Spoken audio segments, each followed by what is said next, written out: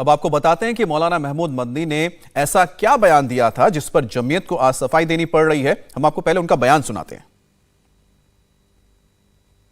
भारत हमारा देश है। जितना ये देश नरेंद्र मोदी और मोहन भागवत का है, उतना ही ये देश महमूद का भी है।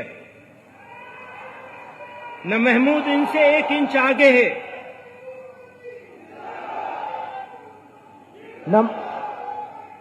न महमूद इनसे 1 इंच आगे है, और न वो महमूद से 1 इंच आगे है। साथ ही इस धरती की खासियत यह है, ध्यान करिएगा, साथ ही इस धरती की खासियत यह है कि यह खुदा के सबसे पहले पैगंबर अबुल बशर सैयदना आदम अलैहिस्सलाम की सरजमीन है। ये अपनी जमीन पर नर्सरी बना के सिर्फ झाड़ बेचकर साल में 2 करोड़ कमाते हैं। उनके सीक्रेट्स को सीखना चाहते हैं तो फ्रीडम ऐप को अभी डाउनलोड करें। आप यहीं तशरीफ लाए।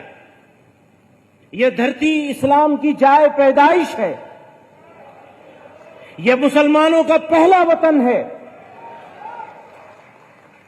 इसलिए यह कहना, यह समझना और यह बोलना कि इस्लाम बाहर से आया हुआ कोई मजहब है, यह सरासर गलत और तारीखी एतबार से बेबुनियाद है। इस्लाम इसी मुल्क का मजहब है और सभी मजाहिब में, सारे धर्मों में, सारे रिलीजन में सबसे पुराना मजहब है, सबसे कदीम और पुराना भी है। अब सबसे पुराना मजहब कौन है, इसको लेकर आपको बता दें कि दुनिया में बहुत पहले से बहस चल रही है। बहुत ऐसे बड़े बड़े रिसर्चर्स हैं जिन्होंने इसको लेकर रिसर्च भी किया, इन्होंने अपने किताबें भी निकाली है। अब तो ये हिस्टोरिकल मामला हो जाएगा और इसमें बहुत बहस लंबे चलती रहेगी। लेकिन बहरहाल आज का एजेंडा क्या है, ये जानने के लिए पवन हमारे साथ जुड़ गए हैं।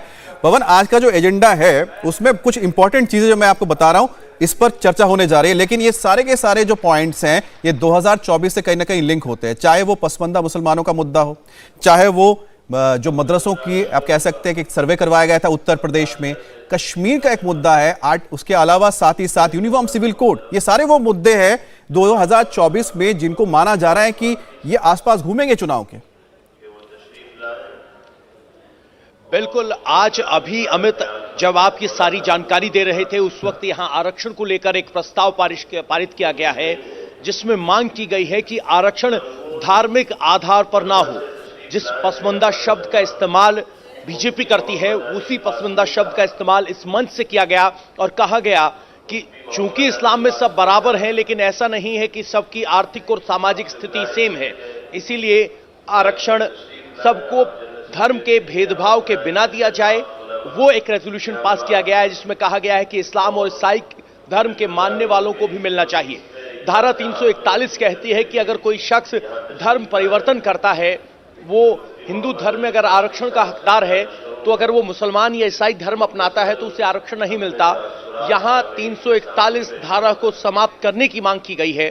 यानी कुल मिलाकर जो मुद्दे यहां उठाए जा रहे हैं वो मुद्दे हैं जो आम मुसलमान जमीयत उलेमाए हिंद के जरिए यहां राष्ट्रीय पटल पर रखना चाहती है। कोशिश ये है कि 24 से पहले जो मुद्दे मुसलमानों के दिल के करीब हैं उन पर चर्चा की जाए। पसमानदा शब्द का इस्तेमाल किया गया, हमें नहीं भूलना चाहिए प्रधानमंत्री नरेंद्र मोदी ने नेशनल एग्जीक्यूटिव में कहा था कि पसमानदा मुसलमानों के लिए जो योजनाएं हैं उनको पहुंचाई जाएं और कैसे पिछड़े मुसलमानों को आगे लाया जा सकता है उसके बारे में बात की जाए। और आज जमीयत उलेमाए हिंद जो ये नहीं मानती कि मुसलमानों में कोई वर्गीकरण है, वो भी आज इस बात की बात स्वीकार कर रही है कि मुसलमानों में भी पिछड़े वर्ग के लोग हैं और उन्हें भी आरक्षण मिलना चाहिए। लेकिन पवन, साथ ही जो पसमानदा मुसलमानों को लेकर जब जिक्र शुरू हुआ, क्या प्रधानमंत्री मोदी या फिर बीजेपी की ओर से जब कहते हैं ना कि एक आउटरीच प्रोग्राम चलाने की बात शुरू हुई, उसी के बाद से क्या ये खलबली मची है दूसरी तरफ और कोशिश की जा रही है कि हाँ, अगर ये धड़ा टूट सकता है तो मत टूटने दो? कुछ इस तरह के आपको कहीं पर नजर आ रहे हैं व्यूज? बिल्कुल सही पकड़ा आपने अमित। जब से बीजेपी ने पसमानदा मुसलमानों का जिक्र करना शुरू किया है तब से अगर आप देखेंगे तो ये शब्द हमें यहां जमीयत के अधिवेशन में सुनने को मिला है। इससे पहले जो पिछला अधिवेशन हमने कवर किया था उसमें इस तरह का शब्द नहीं था। हम चुनाव के दौरान जाते हैं, लोगों से बात करते हैं, तो बहुत से लोग कहते हैं पसमानदा मुसलमानों में कोई वर्ग भेद नहीं है। लेकिन जब नरेंद्र मोदी ने इसका जिक्र किया और कहा कि इस वर्ग को उनके लिए चलाई जाई योजनाओं और सरकार के आउटरीच प्रोग्राम को वहां तक पहुंचाना है, तो पहली बार है जमीयत उलेमाए हिंद के मंच पर पसमानदा शब्द का इस्तेमाल किया गया और कहा गया है कि पिछड़े मुसलमानों के लिए भी आरक्षण होना चाहिए। ये यहां एक रेजोल्यूशन पास किया गया है। अच्छा बाबू, दूसरी बात यह है कि जो पसमानदा मुसलमान है, क्या उनकी ओर से नुमाइंदगी नजर आती है कहीं पर? क्योंकि जब भी इस तरह के बड़े मंच होते हैं वहां पर कभी भी उस तबके से कोई नुमाइंदा नजर नहीं आता। हालांकि बीजेपी ने अपने कह सकते हैं कि जो उत्तर प्रदेश में उनकी सरकार है वहां जरूर जगह दी है। जी बिल्कुल, उत्तर प्रदेश में माइनॉरिटी अफेयर्स मिनिस्टर जो है वो पसमानदा मुसलमान हैं। जी, बीजेपी लगातार उनको अपने प्लेटफॉर्म पर जगह देती है, जबकि जमीयत उलेमाए हिंद का कहना है कि वो मुसलमान के हर वर्ग को रिप्रेजेंट करते हैं और जमीयत का मुख्य एजेंडा रहता है कि धार्मिक तालीम जो है वो दी जाए और हर मुसलमान को अपने दीन और धर्म से जोड़ा जाए। तो ये एक पैरामीटर रहता है। अब की बार एक और बदलाव देखा गया है। जो यूनिफॉर्म सिविल कोड को लेकर चर्चा होनी है उसमें इस बात पर भी चर्चा होनी है कि महिलाओं को उनके अधिकार कैसे जिए जाएं और मौजूदा व्यवस्था में अगर महिलाओं के साथ कुछ गलत हो रहा है, कुछ असमानता है, तो उन्हें कैसे दूर किया जा सके ताकि मुस्लिम समाज पर वो उंगली शुरुआत में उठे ही ना कि यहां महिलाओं के साथ वो होता है। तो मुस्लिम समाज अपने गिरेबान में झांकने की कोशिश कर रहा है।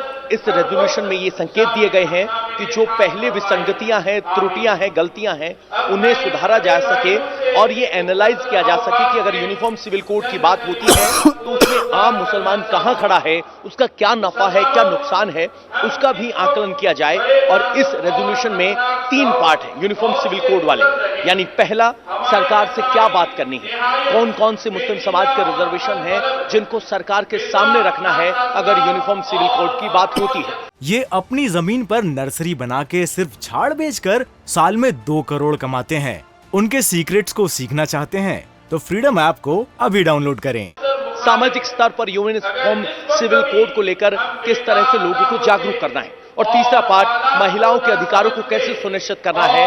जो मुख्य वजह होती है जब पर्सनल लॉज की बात आती है, निजी कानून की बात आती है और मुस्लिम पर्सनल लॉ बोर्ड किस तरीके से महिलाओं के अधिकारों की सुरक्षा कर सकता है, वो बात। यानी कुल मिलाकर जो कमियां लग रहा है कि बीजेपी टारगेट कर रही है, लुभाने की कोशिश कर रही है, उन कमियों को यहां जमीयत के मंच से एड्रेस किया जा रहा है।